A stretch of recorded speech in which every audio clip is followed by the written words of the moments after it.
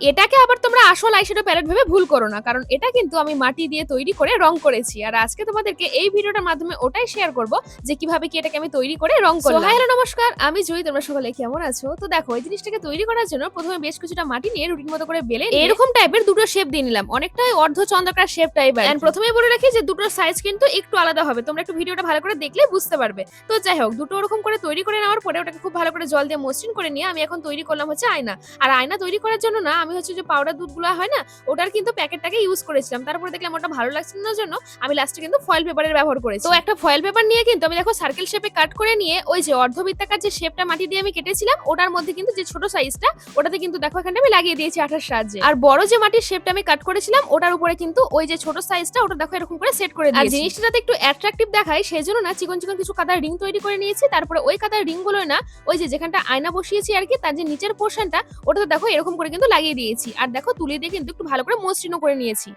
আর ওই চিকন কাদার রিংটা তৈরি করার পর না আমার মনে হলো যে ধারতে ধারতে এটা সেট করলে না আরো ভালো লাগবে দেখতে, সেই জন্য আবারও কিন্তু দেখো চিকন কাদার রিং তৈরি করে নিয়ে আমি ধার দিয়ে বসিয়ে দিয়ে আবারও দেখো জল তুলির সাহায্যে একটু মসৃণ করে নিয়েছি। আর এটা যেহেতু আমি একটা আইশ্যাডো প্যালেট তৈরি করছি, তো এবারে পালা হচ্ছে আইশ্যাডো গুলোকে তৈরি করার। আর আইশ্যাডো গুলোকে তৈরি করার জন্য আমি না গোল গোল কিছু মাটির বল তৈরি করেছি, তারপর ওগুলোকে একটু চ্যাপটা করে নিয়ে কিন্তু একের পর এক আমি বসিয়ে দিয়েছি। তবে আইশ্যাডো গুলোকে তৈরি করলে হবে সঙ্গে একটা তুলিও তৈরি করতে হবে, তাই না? তাই দেখো ছোট্ট মতো কিন্তু একটা আমি তুলি এখানটায় তৈরি করে নিয়েছি, মানে আমরা আইশ্যাডো বক্সে যেরকম দেখে থাকি ওই রকম। আর এটা তৈরি করা হয়ে গেলে আমি না একদিনের জন্য এটাকে রোদে শুকিয়ে নিয়ে তারপর এখন দেখো এটাকে রং করতে বসেছি।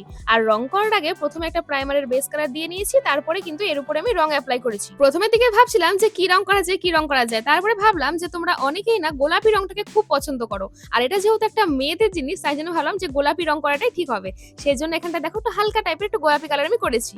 আর সাথে অবশ্যই একটু ব্ল্যাকেরও কিন্তু টাচ রেখেছি। আমি তো প্রথমের দিকে ভেবেছিলাম যে যেখানটাতে আয়না বসাবো আর কি ওই পোর্শনটা তো গোলাপি রাখবো, কিন্তু শেষে না আমার মন বদলে যায়, তারপরে ওই পোর্শনটাকেও না আমি ব্ল্যাক কালার করে দিই, যেটা তোমরা একটু পরেই দেখতে পারবে। তো যাই হোক, তারপরে এখানটাতে না যে আইশ্যাডো গুলো আমি তৈরি করেছিলাম ওগুলোতে এক এক করে একটা কালার দিয়ে নিয়েছি। আর কালার গুলো যাতে একটু রিয়েলিস্টিক লাগে সেই জন্য ওই কালার গুলোর উপরের দিকে আমি একটু গোল্ডেন কালারও দিয়ে দিয়েছি। এই যে আইশ্যাডোর পোর্শন গুলো যখন আমি কালার করে নিয়েছি তারপরে আমার মনে হলো যে আয়নার যে পোর্শনটা ওটাতে ব্ল্যাক কালার করলে বেশি ভালো লাগবে, সেই মতোই কিন্তু আমার মন মতো এখন আমি ব্ল্যাক কালার আমি করে দিয়েছি। আর সেই যে তুলিটা তৈরি করেছিলাম ওটাতেও কিন্তু এখানটা দেখো প্রাইমারে কালার করে নিয়েছিলাম প্রথমে, তারপরে এখন কিন্তু আমি এটাকে কালার করা শুরু করেছি।